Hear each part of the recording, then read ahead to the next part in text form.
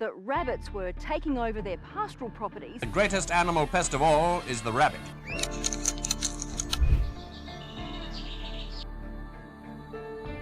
In the fields of Australia, hunters and farmers are facing a major challenge. Wide margins with rough grassland, that encourages small mammal populations. Millions of rabbits invasion. Rabbits are one of the most destructive invasive species in Australia. And these rabbits are not just causing harm to crops, they are as well wreaking havoc on the ecosystem.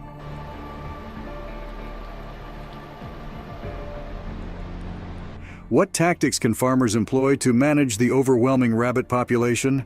We've got this outer fence and we've got a woven wire product up here, which is... Join us as we find out how Australian farmers and hunters deal with millions of invasive rabbits. Rabbits are Australia's most costly vertebrate pest, causing over $200 million in lost agricultural production.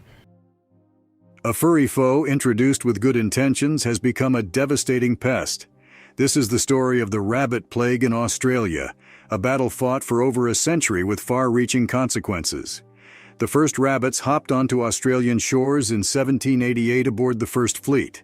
Initially kept as pets and for sport hunting, their seemingly harmless charm masked a potent reproductive prowess. The Commonwealth of Australia, the greatest animal pest of all is the rabbit. Unburdened by natural predators and thriving in the continent's abundant grasslands, their numbers exploded. By 1880, an estimated 600 million rabbits ravaged the land, earning the moniker the Rabbit Plague. There were an estimated 36 million rabbits. The rabbits' impact was immediate and brutal. They devoured crops, decimated native vegetation, and outcompeted native herbivores. Their burrowing habits caused soil erosion, leading to desertification in some areas. The delicate balance of Australia's ecosystems was thrown into chaos. The Australians knew they had to act. The rabbit war began with a series of desperate measures. Fences stretching for thousands of kilometers were erected only to be breached by the agile rabbits. With rabbits able to produce 7 litters a year. Poisoning campaigns, though effective locally, proved unsustainable and harmful to other wildlife. Desperate for a solution, scientists turned to biological warfare. In 1950, the myxoma virus, a rabbit-specific disease, was released. It initially caused a 90% population decline, offering a glimmer of hope. However, like all good war stories, the rabbits adapted, developing resistance, and the battle continued. Fertile grazing land. Grasslands are laid bare as rabbits destroy vegetation, which keeps the soil together. Today, the estimated rabbit population stands at around 200–300 million, a far cry from the peak but still a significant threat. Farmers still grapple with the damage caused by grazing and burrowing, and native species remain vulnerable. The fight against the rabbits is now a multi-pronged approach. The myxoma virus is still employed, along with another calicivirus, both in targeted releases and genetic modifications to maintain their effectiveness. Biological controls like rabbit-specific predators are being explored. Research into immunocontraception, which would limit rabbit reproduction, is also ongoing. As we grasp the historical roots of Australia's rabbit plague, a pressing question emerges. How are farmers on the front lines combating this relentless invasion today? Join us in the next chapter to unravel the defensive tactics and innovative strategies employed in the ongoing battle against rabbit infestations. The rabbit plague isn't just an ecological crisis, it's a war waged on the farmlands of Australia. Millions of hungry mouths devour crops, chew through fences, and leave behind a trail of destruction. But Australian farmers, renowned for their ingenuity and grit, have developed an arsenal of strategies to defend their livelihoods. The rain was such that the vegetation outgrew the rabbits and it gave a chance to get away. Imagine a field of golden wheat ripe for harvest. Now picture a wave of furry brown locusts descending, gnawing down stalks and leaving behind a wasteland. This is the reality for many Australian farmers. Rabbits, with their insatiable appetites and rapid breeding, can decimate entire crops in a matter of days. Beyond the devastation to food sources, the rabbits wreak havoc on the land itself. They burrow extensively, creating intricate tunnels that disrupt drainage patterns and lead to soil erosion. Their grazing habits strip away native vegetation, destabilizing fragile ecosystems and further impacting biodiversity.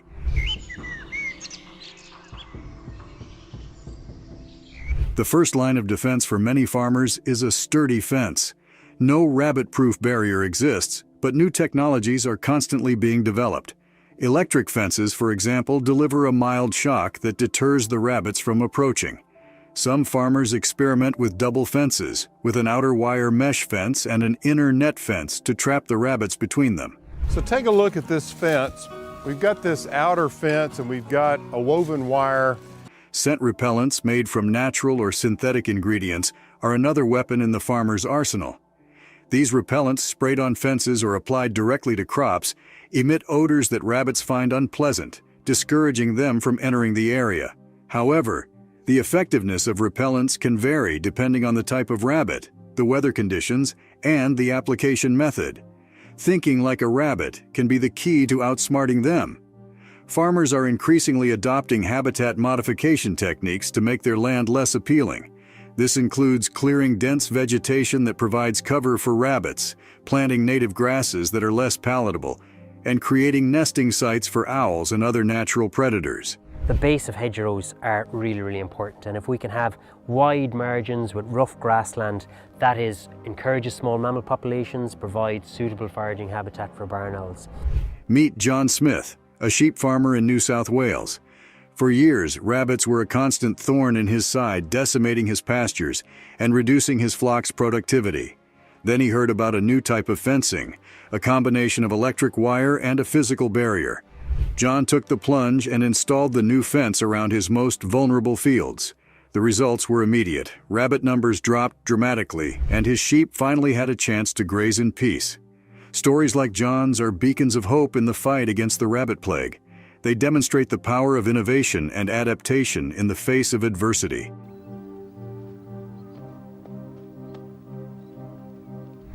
Farmers are not just passive victims. They are active participants in this ecological battle, constantly experimenting and sharing their knowledge to find new solutions. The fight against the rabbit plague is not just about protecting crops and land. It's about protecting the livelihoods and way of life of Australian farmers. These are the people who feed the nation, and their resilience in the face of this ongoing challenge is an inspiration to us all. The rabbit plague is a complex issue with no simple solutions. However, the stories of farmers on the front line show that progress is possible. By supporting research and development of new control methods, sharing best practices, and raising awareness of the challenges faced by farmers, we can all play a role in mitigating the impact of this invasive species. Remember, the battle against the rabbit plague is not just about protecting Australian agriculture. It's about protecting the delicate balance of our ecosystem and the future of our planet. With crops and land bearing the brunt of rabbit infestations, farmers stand resilient in their strategies. Now we shift our focus to skilled marksmen and the crucial role they play in managing rabbit populations. How do hunters navigate this challenge? The answers await in our next chapter. As the rabbit population challenge continues, a new character enters the scene, the hunter. While often a subject of controversy, responsible hunters play a vital role in dealing with rabbit overgrowth through carefully controlled hunting and culling initiatives. Let's look into the ups and downs of this matter. Hunters, frequently viewed with mixed opinions, have become pivotal figures in addressing the rabbit plague.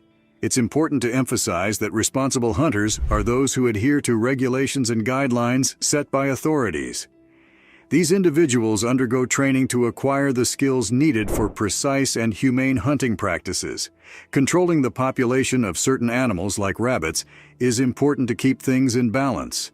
When there are too many rabbits, it can cause problems for the environment and agriculture.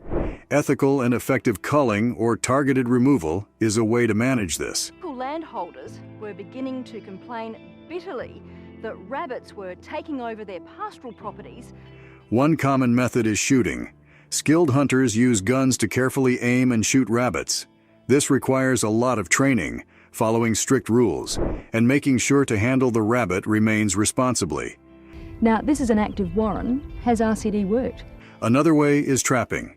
Live traps are used to catch rabbits without harming them.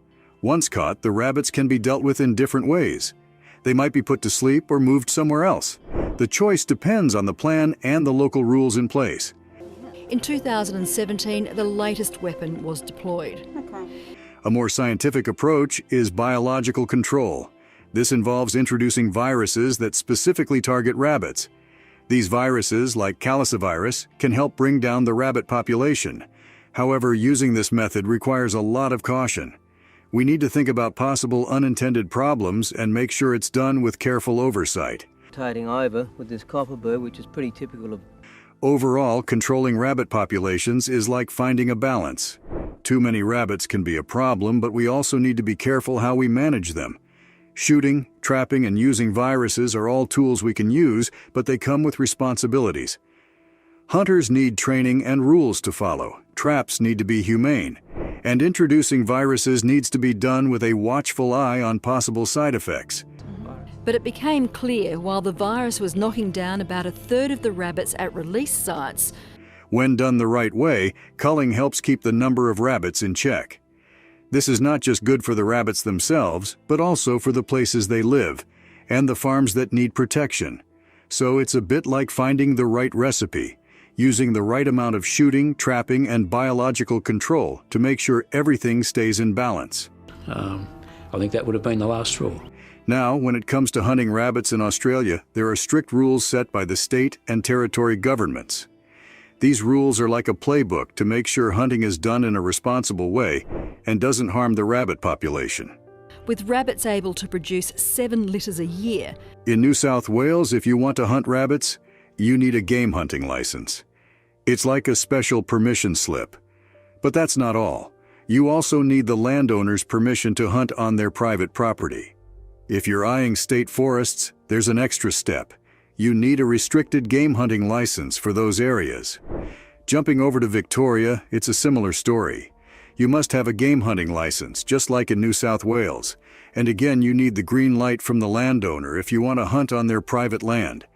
To keep things fair and sustainable, there are specific times of the year, known as seasons, when you can hunt, and there are limits on how many rabbits you can bag. So there'll be people who are watching this who say they can still see loads of rabbits on their properties. In Queensland, there's a bit more flexibility. You can go after rabbits during an open season, but there's a catch. You need a recreational hunting permit. Of course, you still have to get the nod from the landowner to hunt on their private turf. However, it's not a free-for-all. There are closed seasons when you can't hunt, and there are limits on how many rabbits you can take down.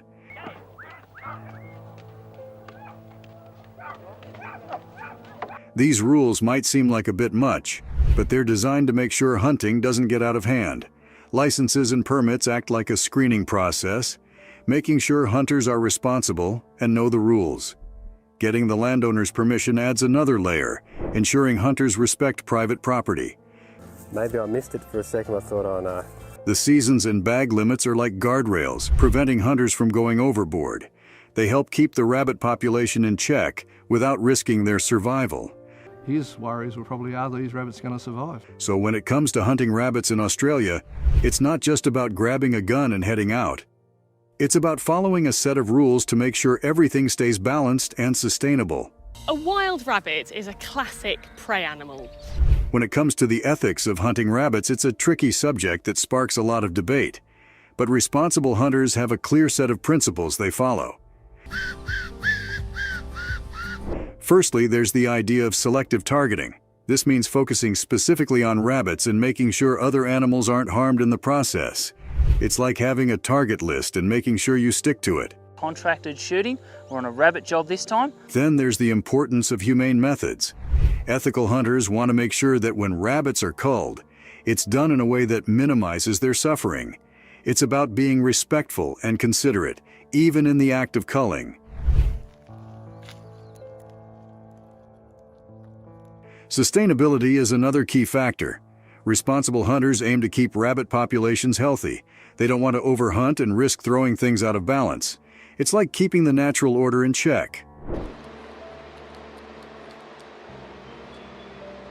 Collaboration is a big part of the ethical considerations. Hunters work closely with wildlife management authorities and landowners. It's not a solo mission, it's a team effort to make sure things are done right. Friend ran off, but I had to get one. Relying solely on hunting won't cut it when it comes to managing rabbit populations effectively. It takes a mix of strategies, and here are a few key ones. First up is habitat modification. This involves changing the landscape to make it less rabbit-friendly. Think of it like rearranging the furniture so that rabbits don't find the places cozy. This can be done through managing vegetation and doing something called warren ripping, which disrupts rabbit burrows. Another approach is bringing back natural predators. Introducing foxes and dingoes, which are natural enemies of rabbits, can help keep their numbers in check. Of course, this has to be done in a controlled way to avoid unintended consequences.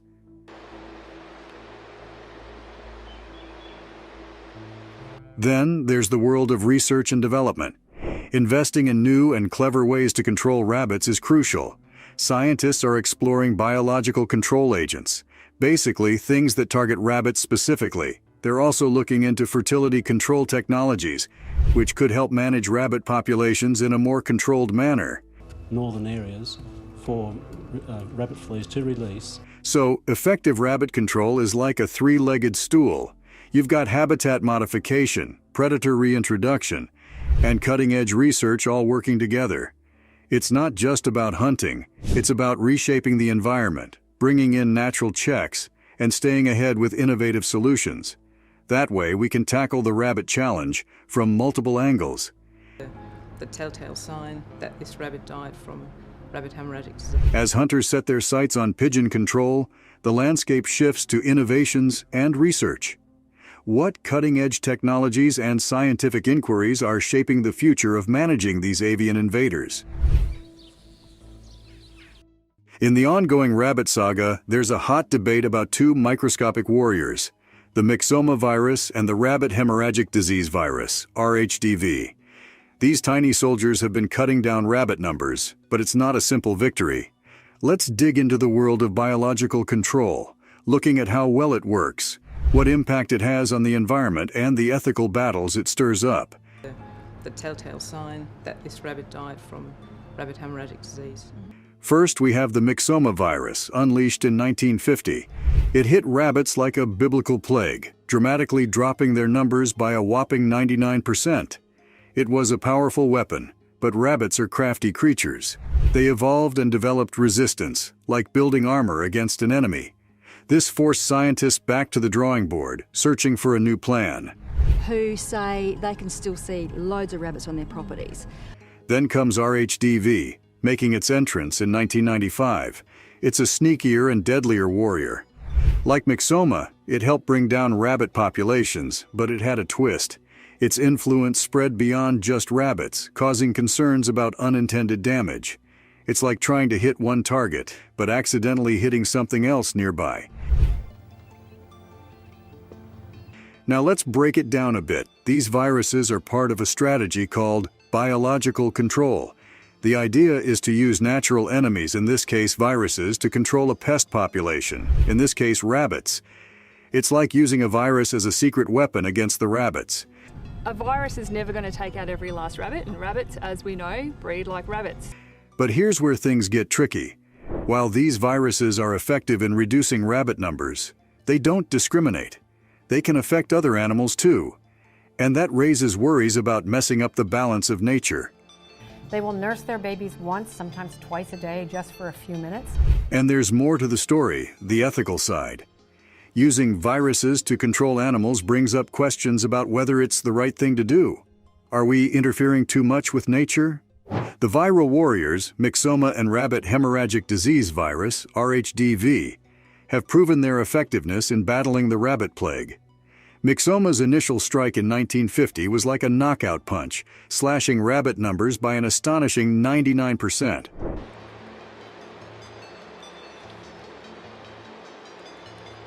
RHDV, introduced in 1995, continues to stand as a crucial defender of Australian ecosystems. These viruses act like guardians, keeping the rabbit population in check. However, just like any powerful weapon, they require constant attention. Rabbits are no slouches in the evolution game, and they've developed resistance. This means scientists need to stay on their toes, constantly researching and developing new viral strains or alternative methods to stay ahead in the ongoing battle. The greatest animal pest of all is the rabbit. Rabbits are there. Looking beyond the battlefield, the impact of these viruses extends far and wide. With rabbits under control, native vegetation gets a chance to thrive.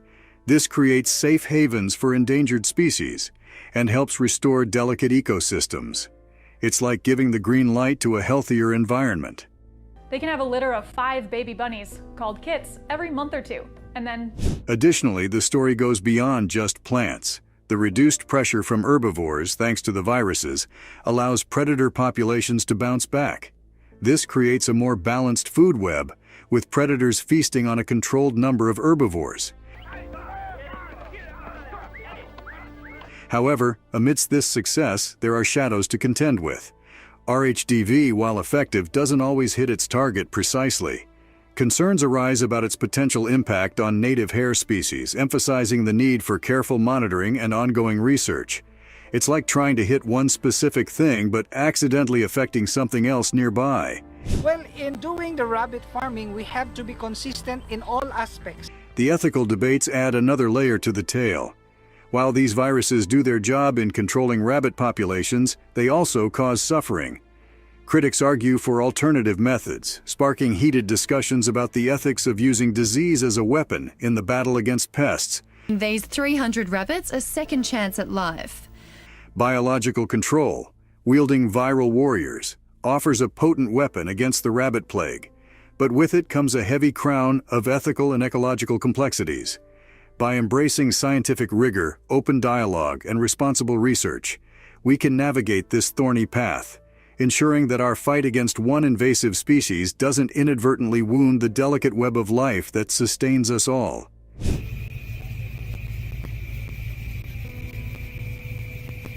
As technology takes the spotlight, real-world success stories beckon.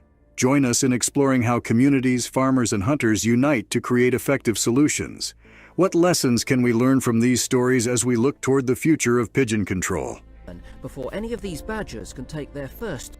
In Australia, rabbits have woven themselves into the stories passed down through generations. Kids get a kick out of tales like Bunyip, a monstrous rabbit that's said to hang out in waterways. It's like a mix of folklore and a creature feature, adding a bit of excitement to bedtime stories. For the grown-ups, there are stories of clever jackrabbits outsmarting dingoes or causing mischief on outback farms. These stories aren't just about rabbits. They show off a unique Australian sense of humor, finding a good laugh even when dealing with a challenging situation. Carrots and hay and ordinary rabbit food. This rich oral tradition reflects the way Australians have embraced the rabbit. Not just as a pest, but as a character in their cultural narrative. It's a bit like turning a nuisance into a part of the family stories that get passed down.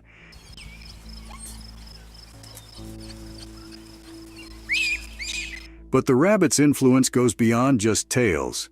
They've become culinary curiosities, finding their way onto Australian plates. Some folks have turned the rabbit invasion into a business opportunity, offering products made from rabbit meat. It's like turning lemons into lemonade. In Australia's alpine areas, rabbits must survive. Taking a problem and finding a way to make something positive out of it. Rabbits have hopped their way into various forms of media, from the epic battles in Watership Down to Bugs Bunny's mischievous escapades. In Australia, however, the portrayal of these furry creatures takes on a distinct local flavor. Children's books such as Mem Fox's Koala Lou and picture books like Wombat Stew were asked to come up with a solution. Playfully integrate rabbits into stories alongside native wildlife. Movies like Rabbitohs and Storm Boy delve into the complex relationship between humans and these fuzzy invaders. Through these narratives, Australians grapple with the reality of the rabbit plague while celebrating the undeniable role of rabbits in the national consciousness. A year after the escape, the calicivirus... Interestingly, rabbit meat, once a staple in bush tucker, is now experiencing a gourmet renaissance. Chefs at trendy restaurants like Vue de Monde in Melbourne and Gertrude's in Fitzroy are crafting innovative dishes such as rabbit ragu with polenta and grilled rabbit with fig chutney. Most of the rabbit meat is consumed in European countries, which farmers markets have also joined the trend, offering ethically sourced rabbit to appeal to a growing number of consumers seeking sustainable and flavorful meat. This shift in the culinary scene marks a fascinating turn in the rabbit's story. 21 days, the young will spend much time at the entrance of the burrow. From being viewed as an agricultural pest to becoming a sought-after delicacy. In essence, rabbits aren't just characters in stories or pests to be managed. They've become culinary inspirations and cultural icons in Australia, demonstrating the multifaceted ways in which humans interact with these creatures. The rabbit's journey from the pages of children's books to gourmet restaurant menus showcases the adaptability of Australian perspectives, embracing the challenges posed by the rabbit plague and transforming them into opportunities for creativity and culinary exploration.